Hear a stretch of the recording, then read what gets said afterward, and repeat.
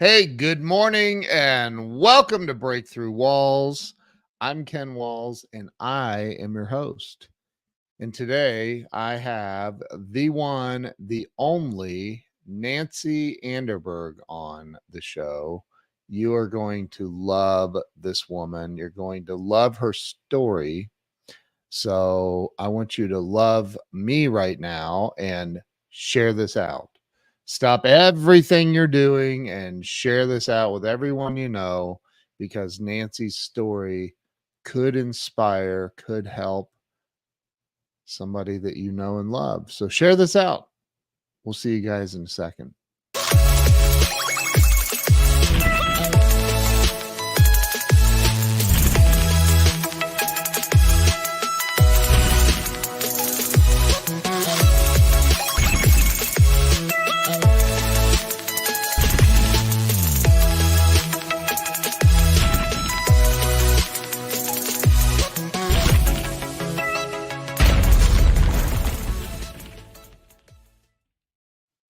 And we're back. Let me bring Nancy on. Nancy, welcome to the show. Hey, hi, Ken. Thank you. Thank you so much for having me on. I just feel so privileged. I'm honored to have you here. You and I have become good friends. You're now officially a client of mine. And you're just an amazing, amazing, amazing woman. And I thought, you know what? The world needs to hear your story. So here you are. The whole world is listening and watching right now.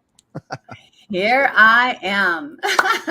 The whole world is not watching, not yet. But so Nancy, I started this about 5.5 years ago. And it was literally to help people get unstuck. Like that was the purpose behind the show. And I really believe that by hearing other people's stories of trials and tribulations and ups and downs, that we all can learn and heal and grow from that. So I like to always start with, where were you born and raised?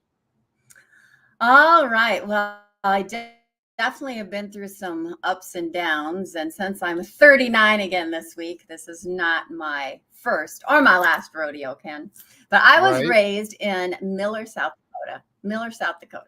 Little bitty town. My dad owned the sale barn there and was a rancher. My whole family is still there, ranchers. And actually this week, my niece she's top 10 in the world. She's going to be running barrels at the NFR out in Vegas. So National Fine Rodeo. So I come from a real cowboy family, and people are kind of shocked. You said South Dakota? South Dakota, not North. Right. Yeah. No, I have another friend from South Dakota that just moved to Dallas, actually. Well, I love Texas, and that's where you are. And of course, my son is there, and some of my best friends and other business mentors. So I love Texas. Texas is amazing. We know where I'm at. I'm in the state of Minnesota. God bless Minnesota. all of its snow that can just stay right there. That's right. It hasn't hit yet. Do you know who Fallon Taylor is? Speaking of barrel racing. I don't. She's like a world champion barrel racer, and she's been on the show. She's really? like #1 in the world. Well, my niece is number 9, so I'm sure they know each other. I would imagine they do. That's interesting. Yeah. So you grew up in, is that where you went to school and high school and all that in South Dakota? I did. A small town, like I said, 2,000 people, went to high school there. And, back then you're in absolutely everything: basketball, gymnastics, cheerleading, FFA, choir, band. I played the flute. I mean, we did it all back in those little towns. It was just a great place to grow up. And I never, ever will, forget the foundational principles of just growing up in a small town and community, and, everybody supporting each other. And that's what I love about it so much. And I still I still like live that way. I still think we should be able to go knock on our neighbor's door when a new neighbor, when they come in and bring them a plate of cookies and things like that. Right. I agree. I love that. So Yeah. what town was it? Did you say that? Little town of Miller, central South Dakota. So right Miller. between here and Okay. yep. And then I went So, to college. you I went to what? college and university. I went to the University of South Dakota, then in Vermilion. I got my undergrad there, and then moved out here to Minnesota. Wow. That Vermilion is where my friend is from. She Really? literally just moved here from Vermilion. Isn't it like down on the state line or something, like It close is. to? Yeah. Yes, Yeah. it is. She just moved here to Dallas from Vermilion. That's That's funny. crazy. Wow. So you went to college, and what did you study in college? I got my undergrad in teaching and coaching. People always say, oh, you're so good at sales. And I'm like, no, I'm not. I'm just a really good teacher. Right. So Yeah. that's what I got my undergrad in. I loved children. I love to, coach. I owned a private gymnastics club for a number of years. And through college, I was always starting my own little side gigs, to make extra money through coaching and, just building community at different little areas around my college. Yeah. So growing up for you as a kid, I always wonder if there was a person, an event, maybe people, something you saw as a kid that made you kind of pushed you in the direction of what you became as an adult. Whoops, I did not mean to do that. When I say that,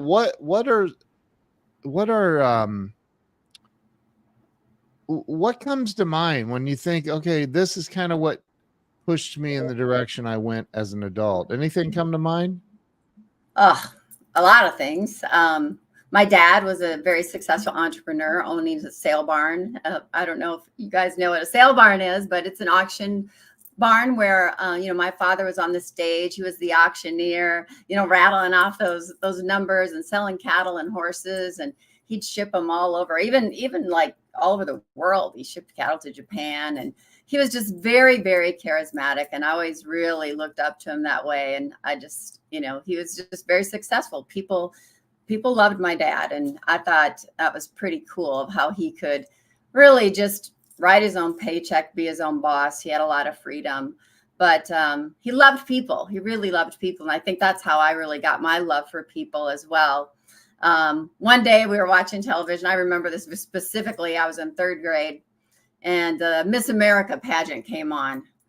And I think I said it under my breath, gosh, I want to be Miss America one day. And he said, Nancy Jane, you can do and be anything you want to be. Wow. And you know what? I believed him. I just believed him. Wow. So that was one big, when I look back, that was something that I really grabbed hold of. That really made that imprint in my brain, and it was a good thing.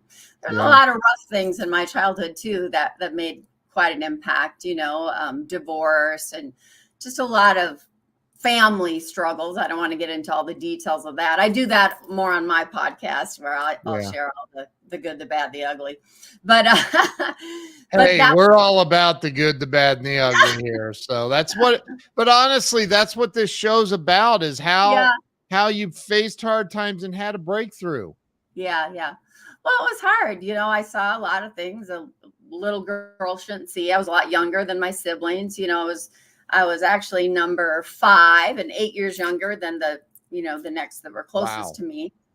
Yep. And then then later on in life, we found out we had a full blood brother, which was so cool. So really I was a 6th, but my parents were together since they were really young. They were best friends growing up almost next door to each other.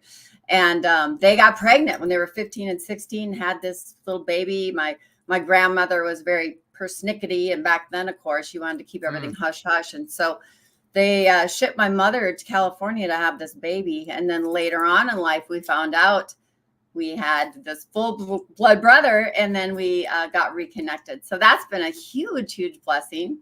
Wow. little rabbit trail there, but Yeah, but no, yeah, that's awesome. so when my parents got divorced in first grade, I was in first grade, and I had to go live with my first grade teacher for a while. Or I should say I was able to. That was a safe place for me to go. And every day she'd always tell me, Nancy Jane, you're made of good stuff. And she just really encouraged me. She took me to church. She really gave me that hunger that there was more. God had a plan for me. And even though I was going through hard stuff, God had a plan for me, and it was good. And that's really when my faith journey became. And I give full credit to everything I am and do today to the Lord, and just pressing into my faith and growing that way. So been through a lot, though. And in my short years of 39, I'm not really 39. Right? Yes, you But are. 37. yeah, there you go.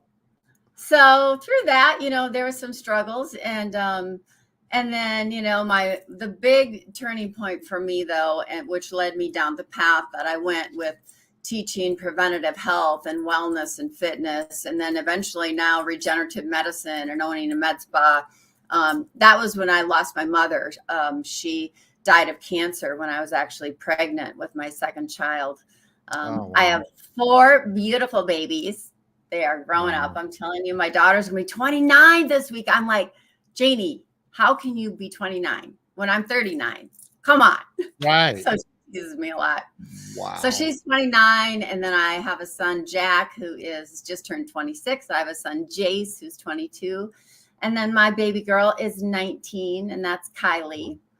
And she aspires to be in my industry. The goal is to have her kind of take over my med spa in a year or two. So, wow. But when I lost my mom, that was a big deal for me, because she was like my best friend, but we kind of had this weird reversed role. She had struggled with alcoholism, and I became that, codependent of wanting to save my mother and protect my mother and take care of my mother.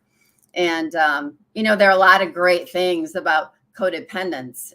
People think, oh, well, codependent is someone that you guys always have to have someone. No, it's not like that at all. You're actually very, very independent and strong, but you have this bleeding heart for people that are hurting. And it can be a wonderful gift, but it can also, cause some issues in your life. And it has for me. But when I lost my mom, I just knew that I wanted to do everything I could in my power to learn and grow and to teach others that lifestyle choices are a big thing. 85% of what's going on, and maybe even more now that we know more about epigenetics, has to do with our lifestyle and the choices that we make and the things we put in our body and in our brain and around us. Environment is stronger than will. And so I really became a student at a very, very young age, really in my early 30s. And, it wasn't long after that, Ken, that I met Larry Thompson. And I was a top income earner in a company called Herbalife International.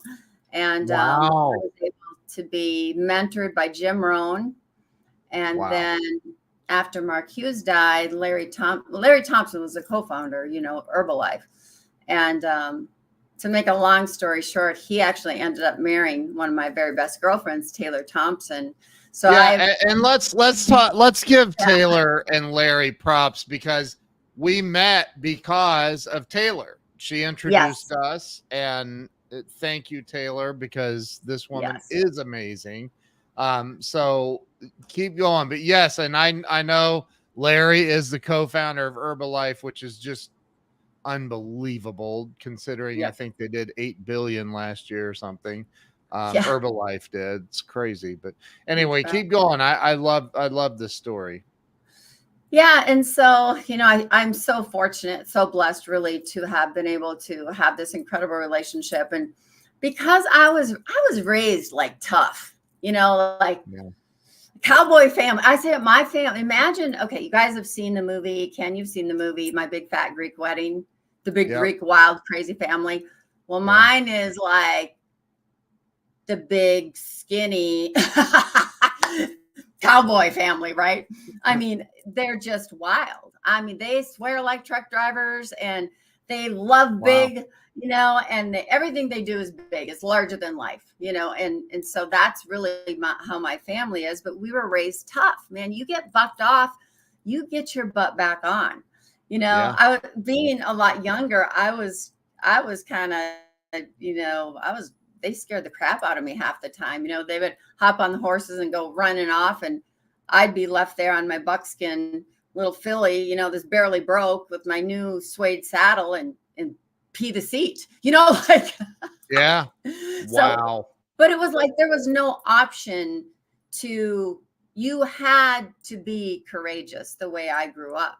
There was no choice, and Yeah. so that made me courageous, made me strong, made me very, very resilient, because that's what happens. When you get bucked off, you have to get back on. You have to let that horse know that you're not afraid and that you're the boss.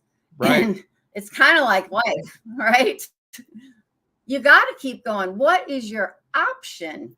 And Yep. I've been through a couple divorces. I've had my heart shattered a couple times, but I just don't give up.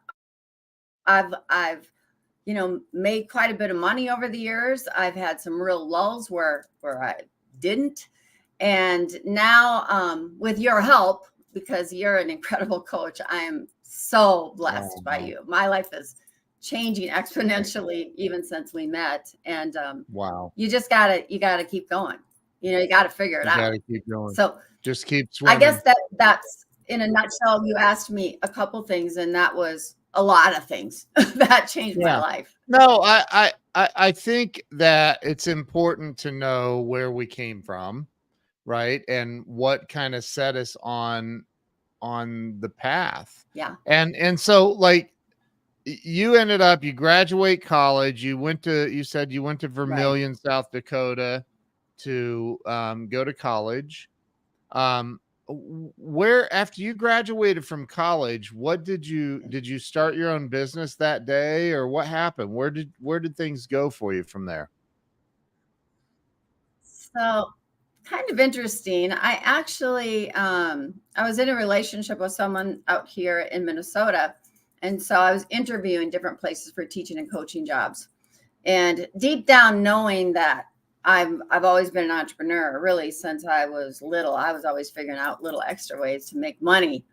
And so I came out here. They told me, there was they interviewed 600 people. They loved me. They had one more person to interview. And this seems crazy, but they pretty much offered me the job without signing on the dotted line. So I literally moved out here, and they gave the job to someone else. So I was like, are you kidding me? Oh So wow. I started looking for, private gymnastics clubs and gymnastics studios, USA Gymnastics. And I found a place where I started coaching, and they hired me to do their choreography. I was their choreographer. There were a couple girls actually that were trying out for the Olympics. They were very, very high level, and so it was great. I could basically write my own paycheck, and that's where it all started. And then I actually ended up, and I was still going to school. I was working on my master's, and then I went on and did advanced training. I was working on my doctorate to be a naturopath doctor. At one point, I didn't finish that for a lot of reasons. But before I did all that, my love of children and coaching and elite athletes, I started getting all these different certifications. I was one of the first certified personal trainers, out there. It was like I was a personal trainer before they were calling them personal trainers. So that's really dating myself, right? Before it was cool. Yeah. Before anybody could just go online and not know a dang thing and take a test and say I'm a certified. Right? I always find that so funny. Like, oh my goodness.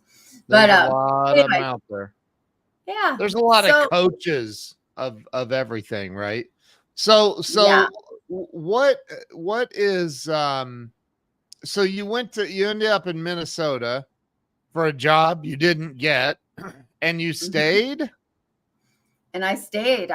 Yes, I stayed. My Why? uncle lived out here Oh, because I didn't want to go back. I didn't want to go back to South Dakota, even though I loved it. It was a great place to live, but I'm just different. You know, no one else none of my siblings went to college or anything, although they're all very successful entrepreneurs. I went to college, got the experience, and, you know, am I a huge advocate of college today? Well, if you want to be a doctor or an engineer or something like that. But honestly, the most that I learned when it comes to entrepreneurship and what I attribute my successes to is I got the best coaching in the whole world, by Larry Thompson, by Jim Rohn, by people like you, by joining mastermind groups, King's Council, you know, a lot of different things that are out there, and you can learn so much more. And I think the best coaches are the people that have done it. I think it's funny, like you said, there's so many coaches out there, but it's like, you know, tell me what you've lived through. Tell me, share your failures with me and how you overcame them. Share your strategies, your successes. You know, if I was going to hire a coach, I want to know who you are and what you've done. You know, what have you been through? Because to just be a coach and you haven't really gone through much of life, I'm sorry, that you learn best through experiences, in my opinion. Yeah. So you got your what's your master's degree in again? So no, I didn't finish that. I went right into, because you don't have to finish it then to work on your PhD. Got it. So this, of course, is back in the day. So then I was working on my, I wanted to be a naturopath doctor because I mean, we're jumping ahead quite a bit, but I had started, like I said, I was very successful in Herbalife. I met my second husband in Herbalife, and we were having so much fun, and we were traveling on stages and, you know, speaking to thousands of people at a time. And it was a blast. It was great. But I started to really dig in and learn more about ingredients. And I just became an ingredient Nazi. I really did. And sorry if that's not appropriate to say, but you know what I mean. Why is that not appropriate? Well, my wife is an ingredient Nazi too. She's like, good. Oh, good. Yeah. Well, you know, we don't know what we don't know, and I love to learn. I want to learn and grow and find solutions. She just commented, I get that. So she does. Hi, Jill. Yeah. So I'm sorry. What was your question? I'm a little ADHD. It's a gift, not a deficit. It is a gift. So I just said where, you know, the master's degree thing. So let me ask you this. Because you've said now a couple of times that you became really successful in Herbalife, which is a humongous company, and a lot of people have had success in it. First off, how old were you when you first joined Herbalife? How long did it take to get some success?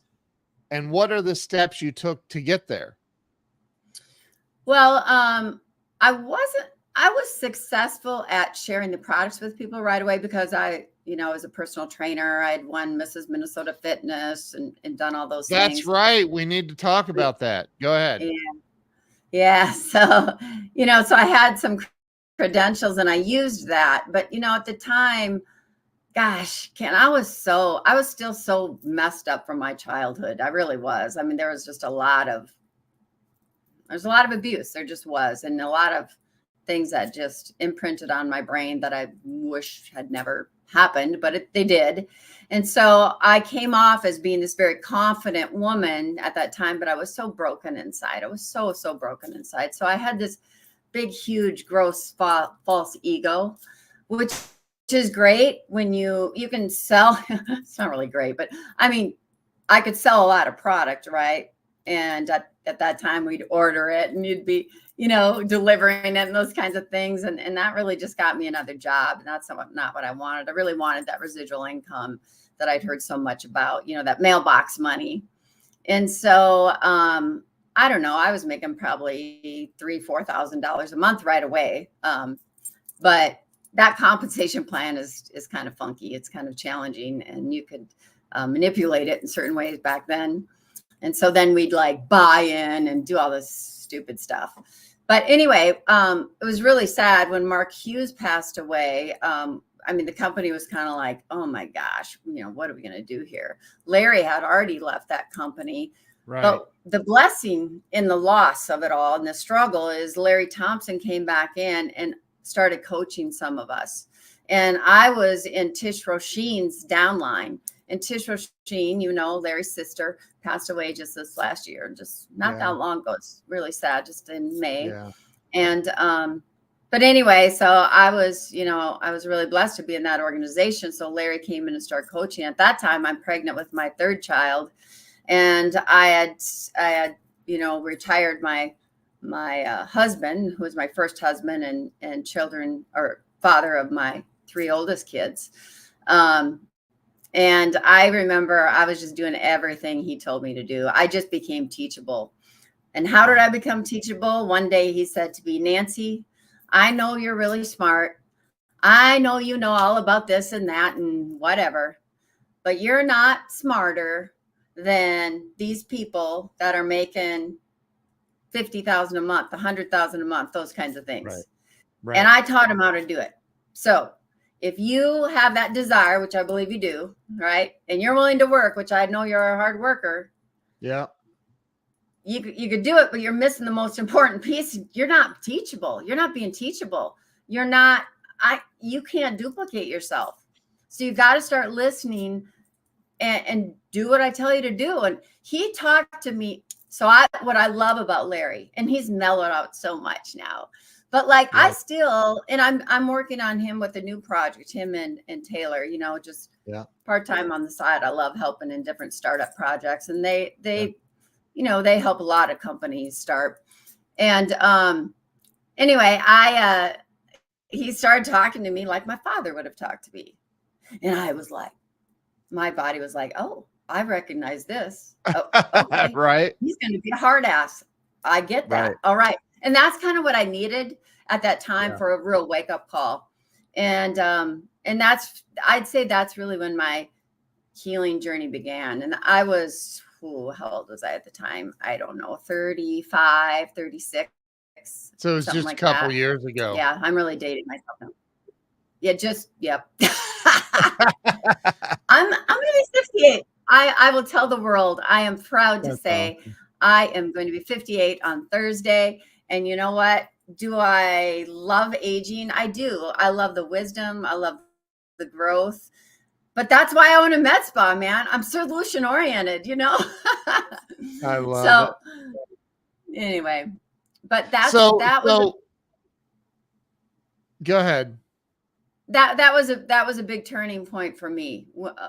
Somebody loved me enough to say, basically, you're great, but you're really not that great. You really don't know that much. And then I was stuck. My income was stuck probably around $7,000 a month. And right after that, it was like, boom, it went to over $10,000 a month. And then it just kept going after that. And I think then I went through a divorce. I went through some things. Met my second husband, who is amazing, and we were married 7 years. He totally broke my heart. Almost killed me, truly. And at that time, we got the income up to, between both of our distributorships, it was about $60,000-$70,000 a month. But Herbalife was really, it was so different back then, and you could never really stop. When they say it's really yours, it's really yours, and it's retirement, you can retire and will it to your kids. It's a bunch of BS. It really, sorry. Just oh, wow. Those companies own you. They do. They can really own you unless there's certain things in place. And so I was working on my doctorate at that time. And that's when I started to really understand ingredients. And so I actually made some other connections. I started formulating organic nutraceuticals. My husband at the time, Matt, it's my second husband, we started a company called Dr. Organics. And we weren't going to take this into the network marketing realm at all. But But we ended up doing it because guess what Herbalife did? That big old check that we worked all those years, we were there many years. They terminated us like that. Boom. No question. That's happened to me 2 times, you guys. Oh Yeah. my God. When you start to have a voice and people start to love and respect you, and then all of a sudden you're asking questions they don't like, they're worried because they're worried that we were gonna make a dent in the company, which it's not who we are. I mean, I'm not, I'm a woman of, like, you do the next right thing. You don't, you're honest, you do the next right thing, and you don't hurt other people, Anyway, that's what happened. And that was tough. It was tough. But we ended up with our company, Dr. Organics, and we're way ahead of our time, Ken. We literally, you see greens, those veggie drinks, the green drinks everywhere. We had one of the very first out there. I had a green drink, I had greens, I had fruits, I had this pure protein. I still own these formulas, but we were way ahead of our time. I mean, it was from organic whole food sources, which really is the best of the best. And that's why I'm doing this little side gig right now. But anyway, it was hard, but Matt and I got through it to a certain point. We had invested millions of dollars into properties. And if you guys remember what started happening in like 2006, 2007, 2008, and the market crashed, right? Yep. And our company, Dr. Organics, was growing fast. Like, it was growing fast. And you guys, we started out of our church. No joke. Like, it's not like I went to and grabbed this downline from Herbalife. That didn't even happen. And by the second month, I think we were doing 200,000 in sales and off of 3 products. And it just was really starting to grow. But then we needed, since we'd lost that residual income from the former company, we needed an influx of money. And so we brought in a silent investor just at like 25%. And that was a bad deal. And then we could not liquidate our properties because of what was happening in the market. And it was a sad, sad ending. And my best friend and man I loved more than anything, and we had our youngest daughter together, Kylie. He ended up just really having a hard time and made some bad decisions and decided to leave the marriage, which left me with $38 in the bank account and a whole lot of debt. But I just wanted full custody. That's all I cared about were my babies, and I always raised my children around what I was doing. And I still today, my youngest is 19. She still lives with me. But that was always my priority. And I think the biggest part of my success of, overcoming adversity is just making that decision to never, ever quit. And it's never too late. Just deciding to be resilient. Every little thing is one decision or not, right? But talk about, first off, back up, way up. Well, I don't know about way up, because you glazed over it so fast. I have no idea how old you were when you accomplished. You were Mrs. Fitness Minnesota. Yes, I was Mrs. Minnesota Fitness. That was Mrs. Minnesota Fitness. Okay. Mm-hmm. I have another friend, Yasmin, that was Mrs. Minnesota. Yeah. So this is totally different. So I wasn't a pageant girl. Like, people always say, "Oh, you look like a Barbie." I'm like, #middle-aged Barbie, right? Like, once you get to know me, I'm like, deep down, I'm just a South Dakota girl, and she's a redneck at heart. I am. I so am. And anyway, so my mom was actually, when she was dying of cancer, she wanted me to do this beauty pageant. So I did Mrs. Minnesota International, and I had to wear these heels. I mean, I was a jock. I didn't know how to walk in high heels. I mean, so I'm in these high heels. She picked out this orange evening gown, which is like, you don't wear orange. but I got first runner up, and it was Wow. so much fun. I met the most wonderful people, and I had the most wonderful coach. And I did it Wow. for my mom because there was a platform and I could talk about breast cancer and about lifestyle and the things that I was, passionate about to help Yeah. other people, Yeah. And when I didn't win that, which I'm glad I didn't, because my mother got very, very ill shortly after that. And I, I really needed to be there and take care of her. And she came and lived with me, and Wow. then actually went back. And but I was there for her very, very last breath, and it was a beautiful, Wow. beautiful thing. And I know she met our Lord and Savior, and I saw this big smile on her face, and Wow. yeah. So anyway, back to the fitness thing. Then right after I did that, I learned about this platform. They don't even have it anymore, but it was about it was only for professionals, either in the medical industry or fitness industry. And they wanted to know, you had a bunch of different categories. So there was evening gown. There was actually, you had to do a workout performance. I did it. Get this. I did it with my baby who was just born, who was my son, Jack. And he's a total fitness geek. This is probably why.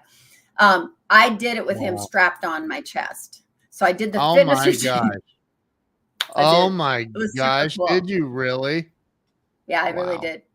And I was still kind of chubby after having the baby even, so it wasn't even all that, but there were several written exams. And so I won Minnesota. I believe there were, I can't remember, so long ago. It was 97, 98. And I think there were like 1,600 people in the whole country. And it was, the interview and everything, that's always a breeze for me because I'm just me, and it's kind of like take it or leave it, Yeah, but right. the written exams is where it got me. And so I only ended up third in the nation. So I was the national bronze medalist for Mrs. American Fitness. Wow. And that opened a lot Good of for you. doors for me. Sure. It did. And I milked that title for all it was worth, Ken. You would have been so proud of me. That's so awesome. And I okay. milked it for years. I milked it for years. And now I never even really talk about it. So go back to I want you to go back to the day that you said your husband left you with $38 in the bank. Did you come home and found out that he left? Did you watch him leave? Or was it just like how? So here's the thing. We are very, very, very dear friends now. Very dear friends. And Good. I don't want to ever say or do anything to defame him, because I know when people are hurting, they do crazy things. And I've done crazy things when I'm hurting. And so I don't want to get into the details of it, but I caught him in a situation. Okay. I'll just say that. And everything's forgiven. I don't ever hold grudges.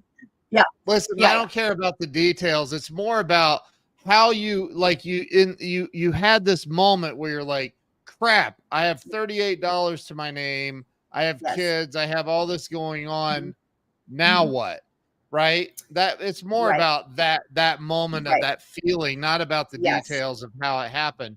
But exactly. What did you when you realized you only had $38 to your name and you had children and everything going on?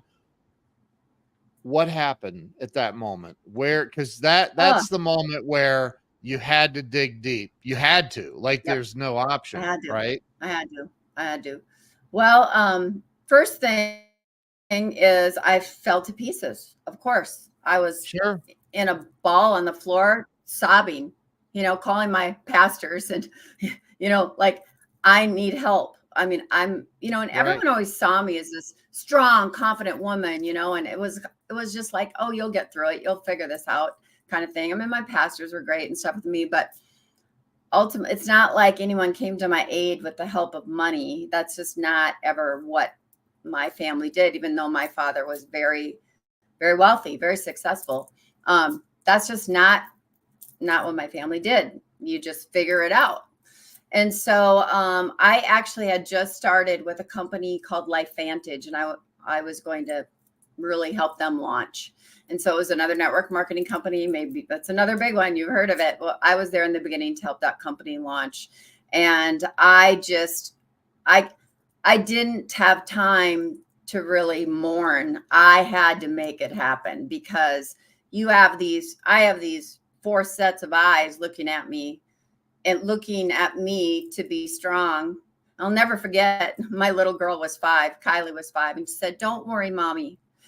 God will be your husband. God will be my daddy." And at that moment, I went, yes, he will. And he is going to help us. And I will be damned if I will be destroyed. I will be damned.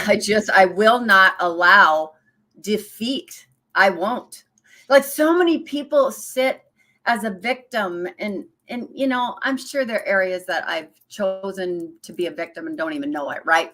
But like, there was no way I was going to just curl up and die. I'm living in the 7,000 square foot house. The heat's going to get turned off. And people from the outside are looking at me like I'm just some, when I didn't know what I was going to do. So I just went to work. Wow. I just went to work. I have a lot of relationships that I built over the years. And I just thought, okay, whenever I'm hurting, I think, if I just can go help other people and love on other people and help them, then it'll help me in the long run. Right.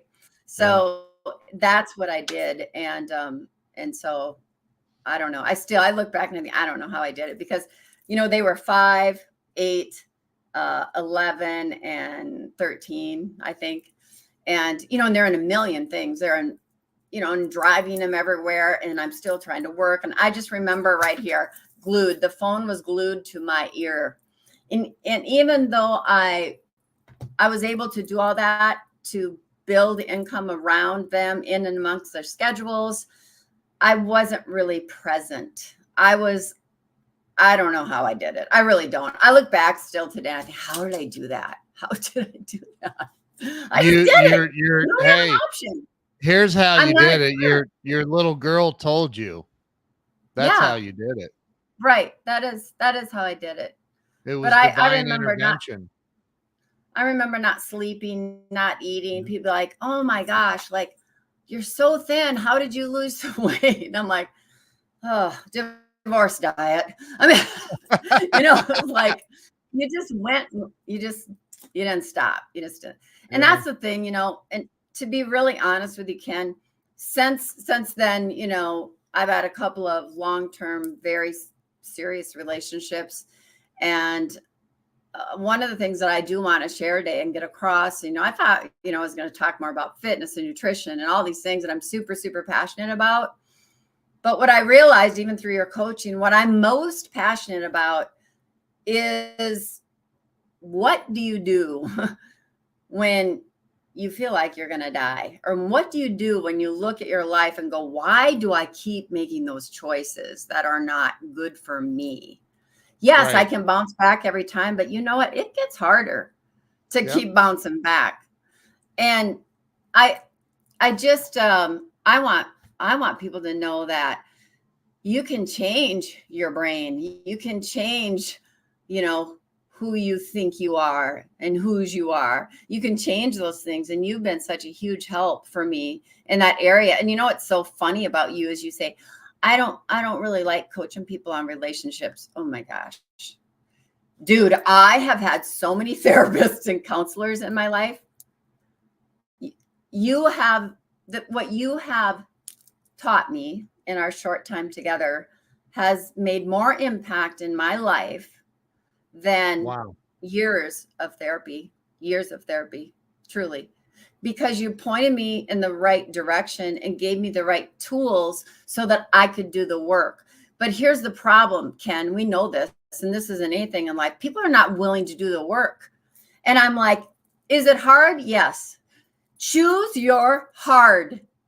It's harder staying in the same cycle of screwing your life up because of men you choose or relationships you choose or business partners you choose. That's hard.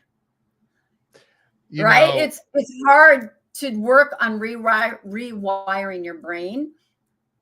But man, it's got to be easier than having your heart all over the place. You know what I mean? I think, and there's some amazing comments about you. Karen says you are Oh, amazing. Karen. My wife says pivotal moments for sure. You're a great example of how you can grow and pivot if you choose to. And look what Lindsay says. You're amazing and have the biggest heart, girl. You keep being you. We all love you, which is amazing. And thank you for your kind words to me. I believe that we are all vessels, and you know, if you just stay open, that, you know, when the student is ready, the teacher appears. So it was probably all the years of counseling, and I said something that made it all come back and make sense. I don't know, but I thank you though. Yeah. And I didn't know, I see a bunch of my friends on. That's really sweet. And I have the most amazing, wonderful group of friends. Here's the other thing I'd like to share. Because I was so guarded and so hurt by, I was abused by a babysitter, a woman babysitter when I was little. And I don't think I've shared this part with the world. And I was sexually abused by this woman. And so it made me really not trust women. But I was also sexually abused by men too. So that can really mess a kid up.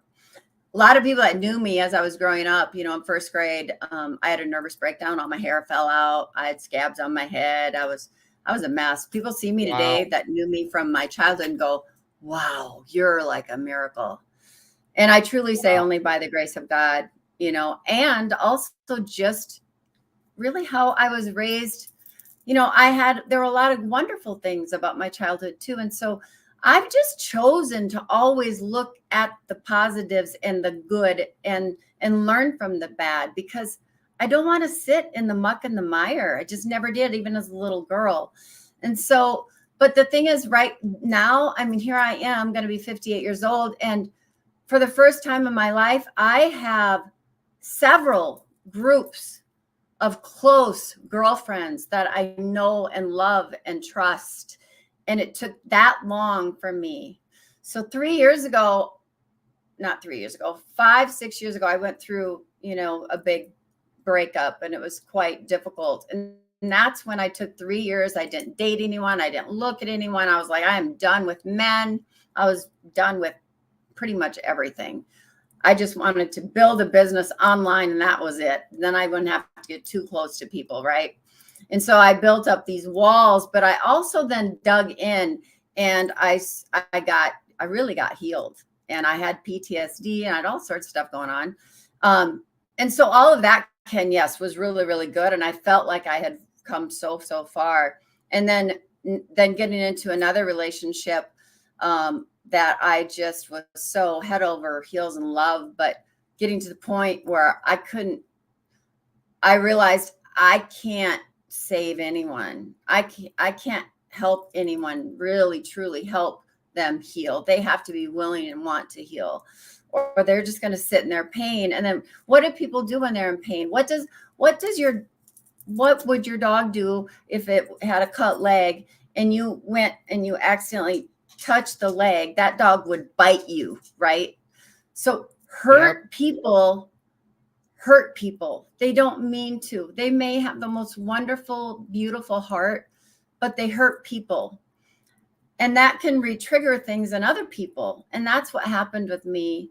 And that's why I'm coaching with you. That's why I'm working with this incredible therapist. I'm doing EMDR. I always say that wrong. And then, and then I have these great spiritual mentors, Jeff and Jennifer Warner. Like, I don't know, last night they were on the phone with me till 1 a.m, because there are things that can get triggered when things are still kind of fresh, and things are quite fresh for me right now. And I had a really long, hard cry even before I came on today, and I was nervous. And I'm like, Nancy, you like speak in front of lots of people. This is no big deal, but like sharing your heart and really who you are and being this vulnerable, I feel safe because it's you, because I adore you and respect you so much, Ken, you and your wife. And I haven't even met your wife yet, but I just I just do from everything you've told me. But yeah, I'm on a healing journey again right now. And I know that we never really land that. I really believe if we choose to, and we should continue to grow, it's a lifelong journey. And if we're willing to be vulnerable and share our story, it blesses people. People that will judge me. Honestly, once I turned 50, I really don't give a flying flip. Judge me all you want. I know who I am and whose I am. I really do. And I know I have a good heart and I want to help people. I want to help people shorten their learning curve. I want to be like these tools you're giving me. You would not believe how many girlfriends I'm coaching and talking. I'm like, okay, like this is what you do. This is what I'm doing. This is what he's telling me to do. You do this. That's so awesome. So you're going to help me, and you are already helping me because I've been coaching women for many years, and I love coaching, teaching people how to make money and all those things. But there's another piece here, and that's why I created my nonprofit called RAWC, Real.Authentic.Women.Connect. It's RAWC. It's just been sitting there, and I've been just petting it lovingly and haven't done anything with it. But that is over. No more distractions. I'm going to be helping and ministering to women and then developing like a very specific coaching program because those learning curves can be shortened with the right tools and the right support and the right kinds of coach. I might not be the right coach for Susie Q, right? Because maybe I'm too direct. I got a lot of, male energy. I don't know. Just how I was raised. Susie Q. I'm right, Susie Q. But I might be a good coach for Karen with an I. You know what I mean? Like, so because like I'll sit and cry with people for a little bit. But I'll get into that boat, but I'm not going to sit down and sink. I just can't do it. That's what I was doing the last 3 years, Ken. I was sinking. And God did not get me through everything in life to be sunk. There is a plan and a purpose for my life, and there's a plan and purpose for each of our lives. And environment is stronger than will. And sometimes when you love, but there's certain things that are just, you're sinking and you're getting re-triggered. And it's like you're drowning. You cannot go down with the ship. You got to go and you got to release them, and you have to surrender your life and trust that you will attract the right things. And it might not be that person you let go, but it might be. Maybe you were enabling them, and maybe they'll go get healed and you will get healed and you'll come back together, but maybe not. But you got to trust the process. You cannot go down with the boat. And that's where I've been. That's beautiful. Beautiful. I mean, you've got to see the comments. You've got to see the comments. I feel like I'm going to throw up. I do. I'm like, Debbie Bettendorf, who's amazing and a dear friend of mine, and in my Grow Live Academy and Mastermind, she's blown away. Debbie's amazing. She says, great analogy. My wife says, we're all always on some type of healing journey. You do so well because you are so open and willing to learn. And that is the truth. She loves rock. That's awesome. And Joaquim, who lives in hell, literally, he lives in hell. It's a town in Norway called Hell. Literally, it's called Hell. Not a joke. I'm familiar. I've actually had people that I've worked with in business, and I've heard of it. I thought it was wow, that's really cool. So, Nancy, you have and you've got this med spa in Minnesota. You've got your son lives here in Dallas, so that means you're going to eventually be in Dallas. Plus, I live here. My wife lives here. Larry and Taylor live here. Hello. But talk about, if you would, I cannot believe we've already been on here 54 minutes. That's insane. What? that went so fast. So talk It about, did. in your opinion, because look, my wife says, can't wait to meet you. You guys are going to meet soon because my I wife's can't going to wait. work on your website. But Yes. talk, excuse me, sorry. Talk about, I believe that, and I love the way Reverend Ike put it. He said, you know, the people talk about the love of money is the root of all evil. He said, I rewrote that, and it reads like this now: the lack of money is the root of all evil. I love that. I absolutely love that. I've been without money and I've had a lot of money, and having a lot of money is way better. Talk about, in your opinion, what do you think the number one, and you can't say fear because everybody says fear. You can do better than that. What do you think the number one thing is that is holding people back from experiencing real financial success and freedom and happiness and everything? Just having it all. Yeah. What do you think the number one thing is? They don't feel worthy. Why don't they Oh, feel come worthy? on with it. Come Right? on. I Yep. mean, they don't feel worthy. Why aren't I happily married and attracting a man that can handle a strong woman, but still wants, all the things that I want? Why is that? That's a big thing. I didn't feel worthy, but I didn't even know I didn't feel worthy. If you feel worthy, I mean, you got to love yourself. So it's so deeply imprinted in their brain. And I love Dr. Caroline Leaf. I love Dr. Joe Dispenza. We can change. Our brain is neuroplastic. We can change how we think and how we can rewire things, which really can change our personality. People think that they're just born a certain way. And guess what?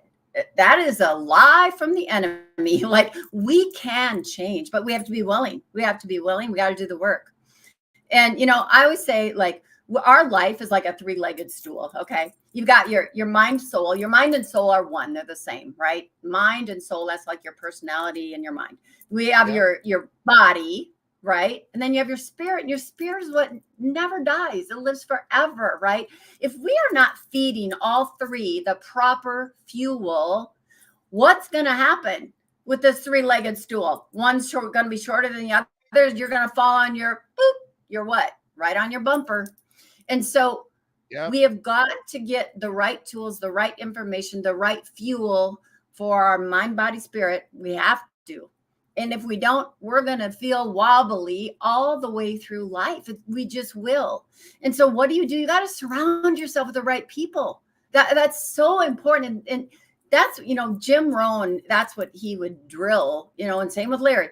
Environment is stronger than will. Whatever you surround yourself, you will become. Whatever you're listening to, whatever you're watching, garbage in, garbage out. I mean, it's really that simple, but it is a discipline.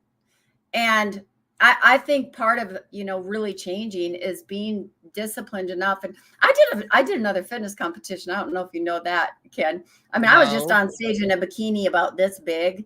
Oh my goodness. And before I went on, I'm like, Lord, help me. I was going to pee my pants, run off the stage, or I was going to just do it. And I just did it. But it was hard work.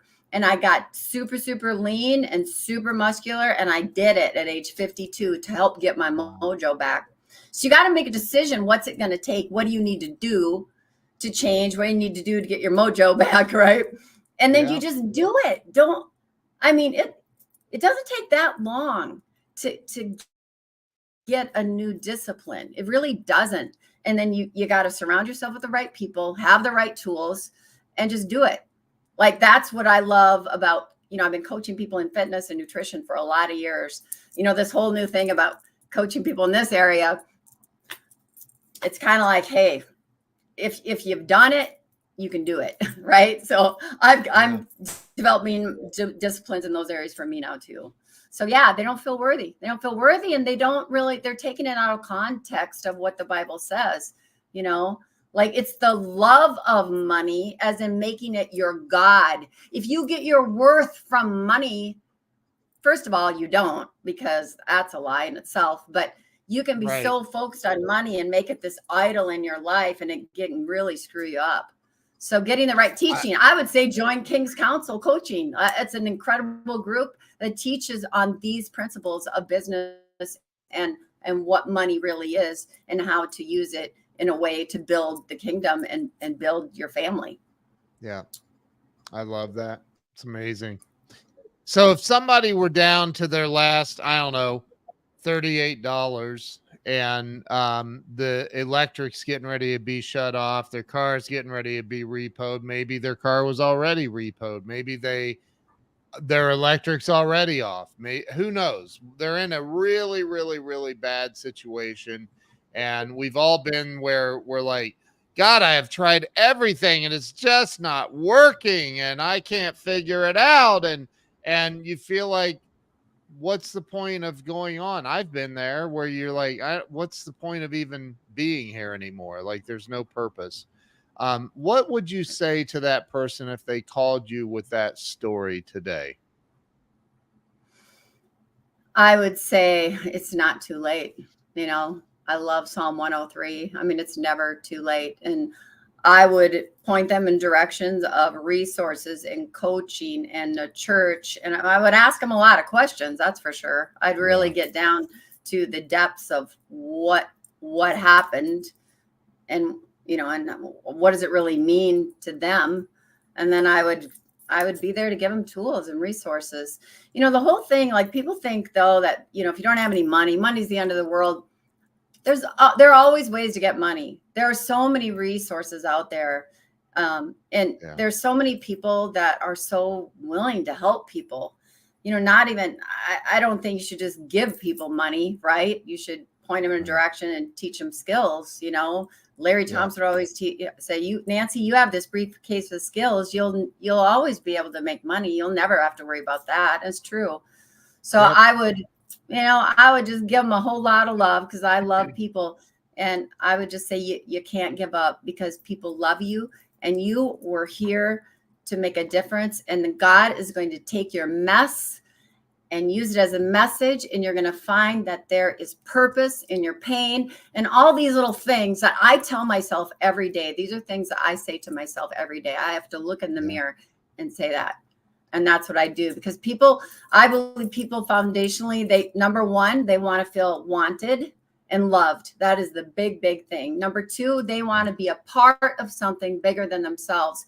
And that's why coaching groups like this, coaching groups and different companies. And, you know, right now we're teaching, Larry and Taylor and I and a handful of other incredible women, we're teaching a whole group about how to market online and how to make money online part-time around what they're doing. Like, people want to be a part of something, right? So that's those two things. They need to feel loved. They want to be a part of something. And the last one is they want to know their purpose.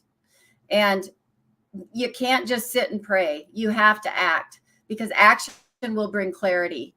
And that would be my advice. But as it would be my job then, you know, I wouldn't just hands off. I'd be like, you know, as a human being, we're all busy, right? But we need to be able to engage people in areas where they can start to feel good again. Because it's hard to be at the bottom. I mean, you've seen me at my bottom, Ken, and you've been there for me, and you made yourself available. And I know that you are a high dollar coach, and I am grateful that you took that extra time to reach out to me, to pick me up off the floor when I needed it, and, you know, smack me around a little bit gently. Right? I don't think I did that, but you're talking metaphorically. You knew what to say to me. You knew what to say to me because of your years of coaching and wisdom, and you and I just we'd been through similar things in life, you know, and I needed that. God knew I needed someone that could understand me.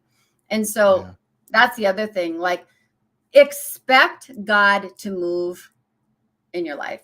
I would say just expect it, believe that. And, writing down. here's what I believe. I believe that God is moving in your life, whether you believe it or not. Like, Yeah, and I truly believe, just like Jesus taught, that, you know, it's our level of belief and understanding that he is actually moving positively in your life, whether you believe it or not. And if you accept that this positivity is occurring in your life, you're going to have positive results in your life. And if you see yes, it the other way, then you're going to have those results. So it yes, really is about our level of faith and belief in ourselves and a higher power moving positively in our lives. God is not punishing you. God is here to that's help right. you and guide you. I don't believe in the punitive God and all that. So, but you know, Yes. Nancy, I'll tell you what, I do believe in you. I love you. I appreciate you. I think you're freaking awesome. And I think that the world is fixing to find out, as they would say here in Texas. The world is fixing to find out how powerful you are and what you can do to help a lot of not just women, people all over the world.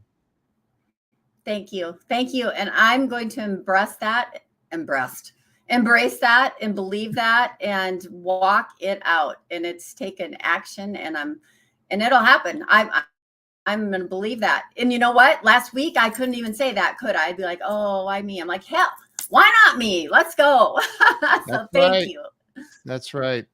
Thank you for coming on and sharing your beautiful heart with everyone, and sharing things that you don't typically share. And here's the thing. That's going to help people. It's going to help people. So where can everybody follow you? What's the best way to follow you?